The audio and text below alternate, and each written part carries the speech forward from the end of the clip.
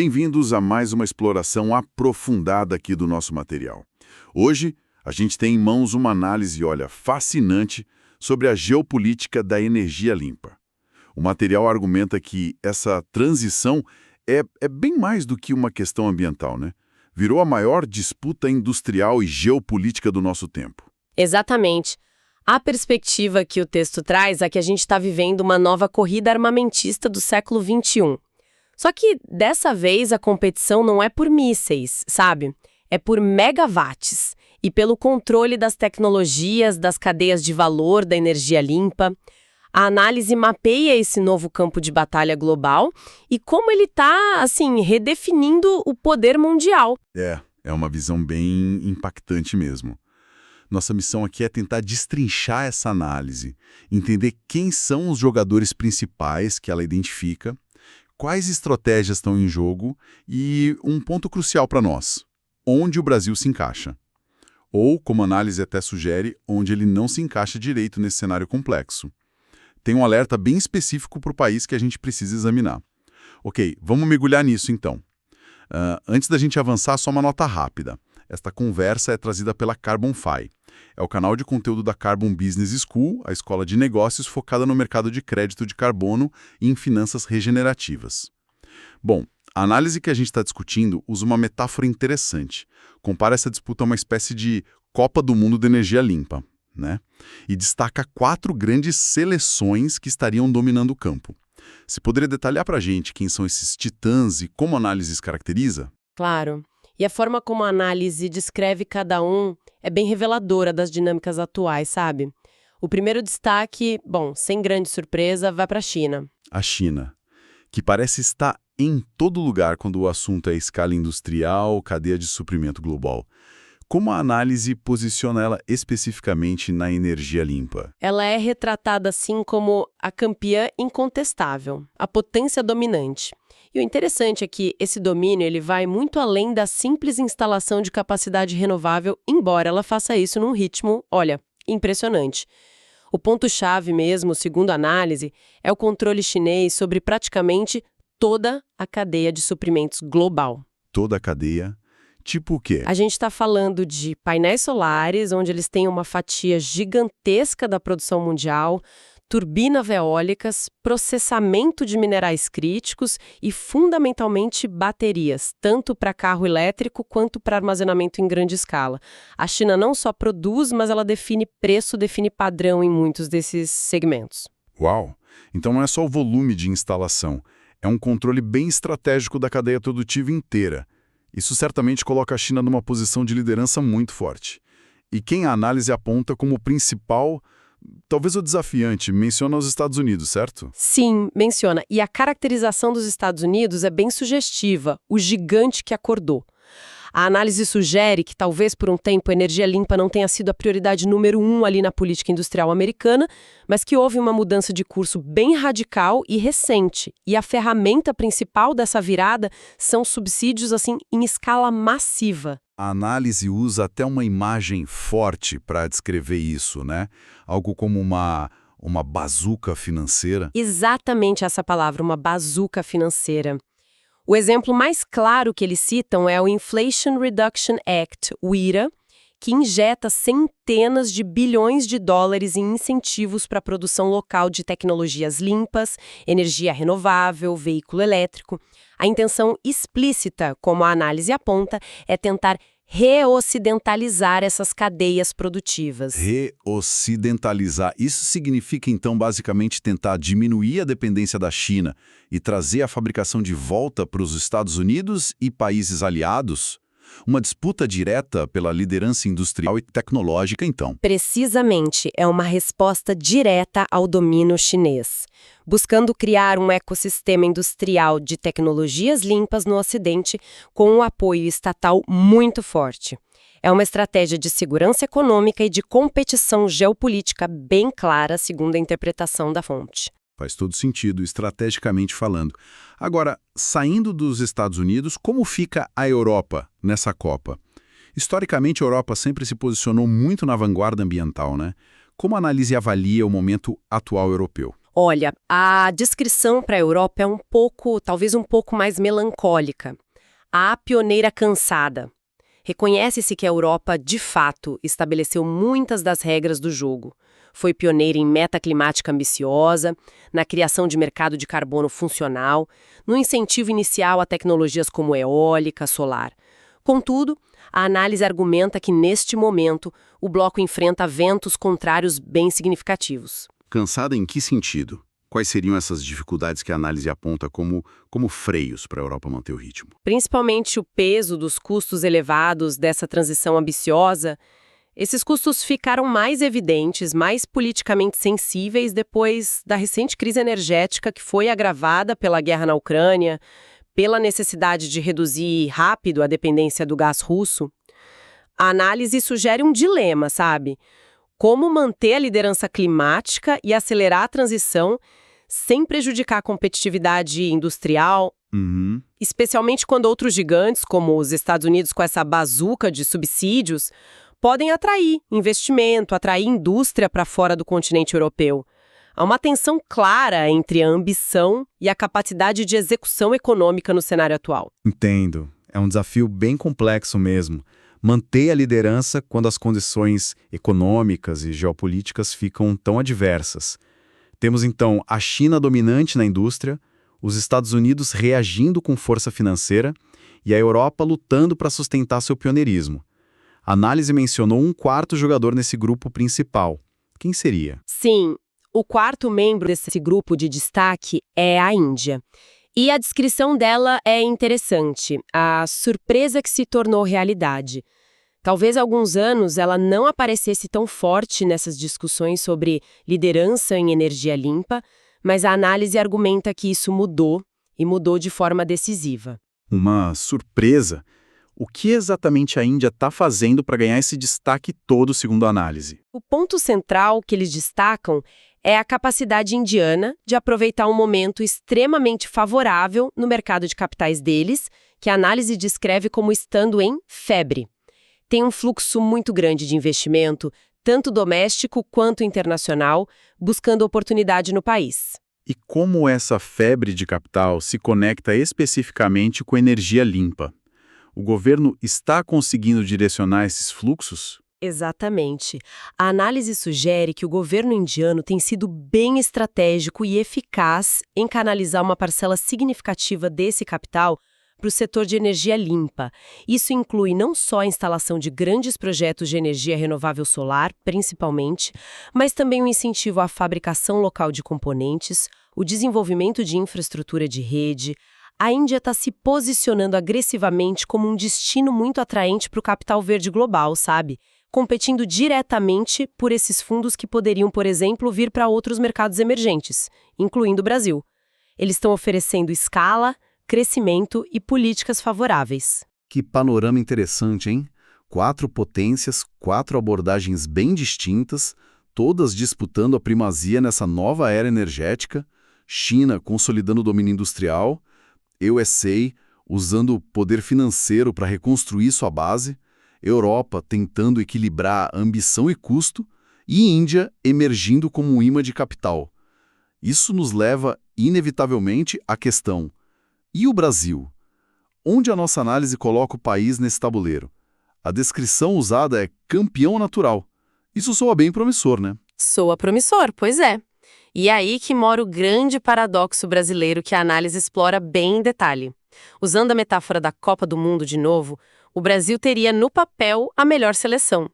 Nossa matriz elétrica já é predominantemente limpa, uma das mais limpas entre as grandes economias, muito por causa da hidroeletricidade histórica, mas também pelo avanço recente e bem significativo da eólica e da solar. Certo. Além disso, a gente tem uma abundância de recursos naturais que são cruciais para a economia verde. Sol e vento fartos em áreas enormes, potencial gigante de biomassa, capacidade hídrica adicional, terras para reflorestamento, agricultura de baixo carbono e reservas importantes de minerais críticos.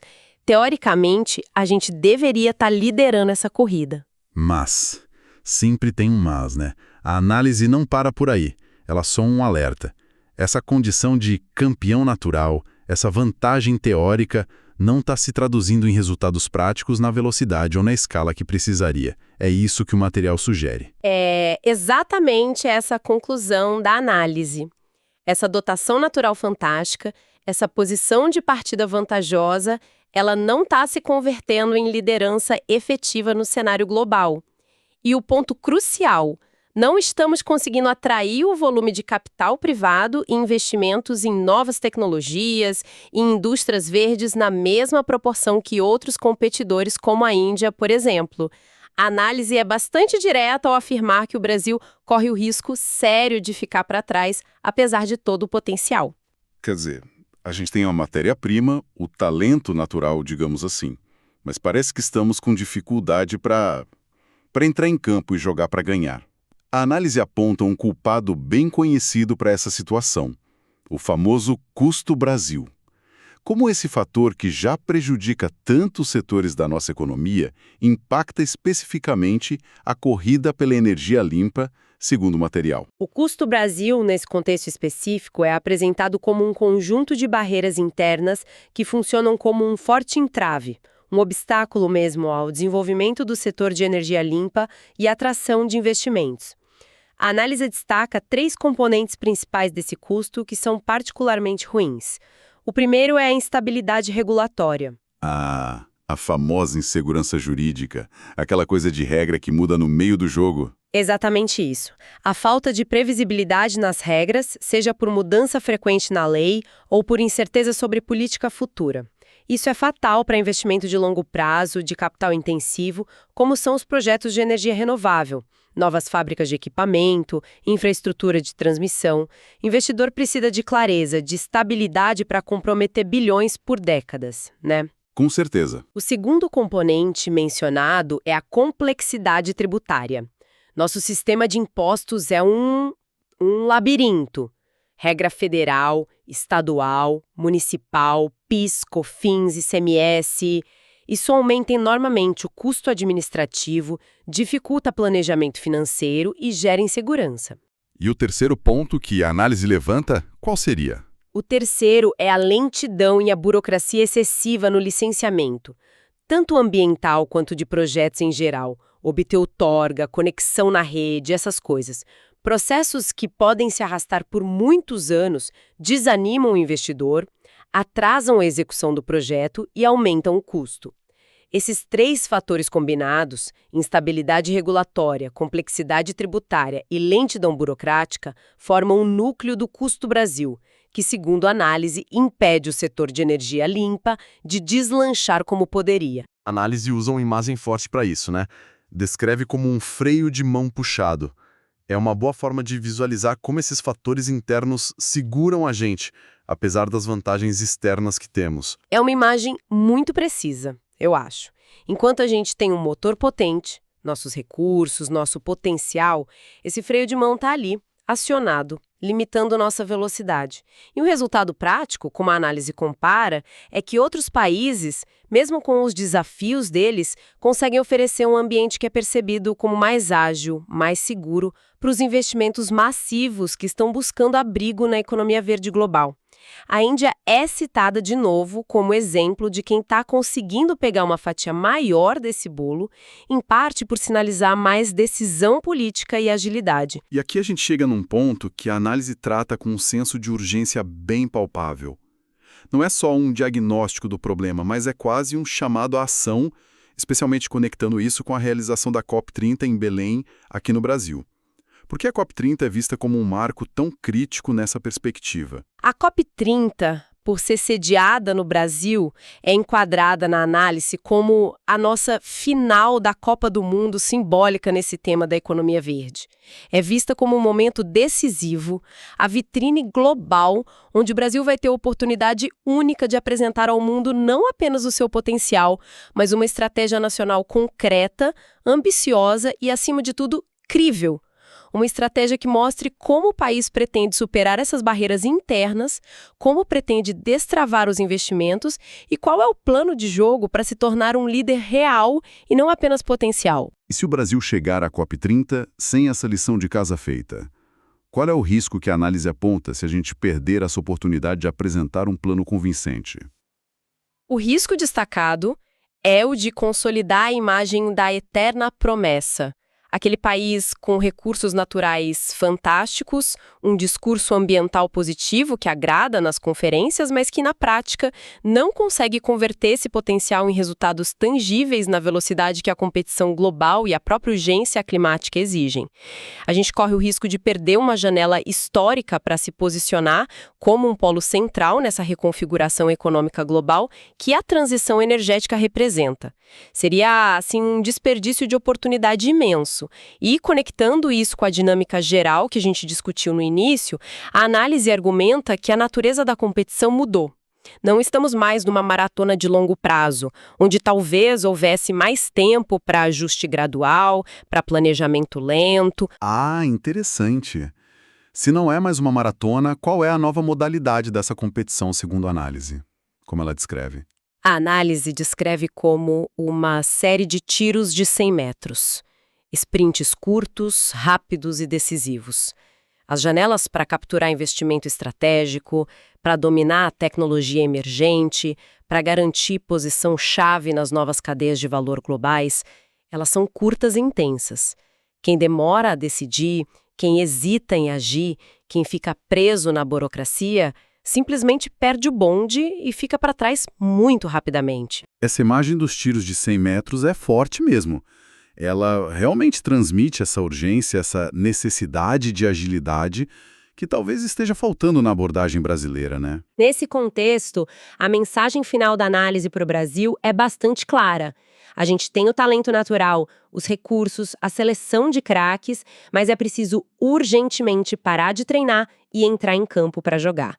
É preciso ação decisiva para remover os entraves internos, para transformar o potencial em performance real e a promessa em resultados concretos. Então, resumindo um pouco o que essa análise toda nos traz. Ter recurso natural abundante, ter uma matriz energética já relativamente limpa, são vantagens importantes, sim, mas isoladamente não garantem mais a liderança na economia verde do século XXI. A competição é global, é feroz e é movida por estratégia industrial agressiva, por subsídio massivo e uma corrida danada por capital e tecnologia. Perfeito. Os outros grandes jogadores estão se movendo com velocidade, com determinação, cada um com a sua estratégia. Para o Brasil não ficar relegado a um papel secundário, talvez só como fornecedor de commodity de baixo valor agregado nessa nova economia, a análise conclui que é imperativo enfrentar de frente e com decisão política os obstáculos internos. O custo Brasil, com sua instabilidade regulatória, complexidade tributária, lentidão burocrática, precisa ser atacado de forma estratégica e focada, para que a gente possa de fato competir nesse tabuleiro geopolítico que vai definir as próximas décadas. A análise nos deixa com essa imagem muito vívida da corrida global e do contraste enorme entre o potencial brasileiro e os obstáculos que nos prendem aqui. Fica, portanto, uma provocação para a nossa reflexão, algo para a gente mastigar depois desta conversa. Considerando essa dotação única de recursos naturais e a matriz energética favorável que o Brasil já possui, qual seria a única mudança política ou regulatória, talvez a mais impactante e mais factível no curto prazo, que poderia realmente começar a destravar esse potencial antes da COP30? Que sinalizaria para o mundo que o Brasil está de fato entrando para jogar e competir pela liderança verde. Uma única alavanca para começar a mudar o jogo. O que seria, hein?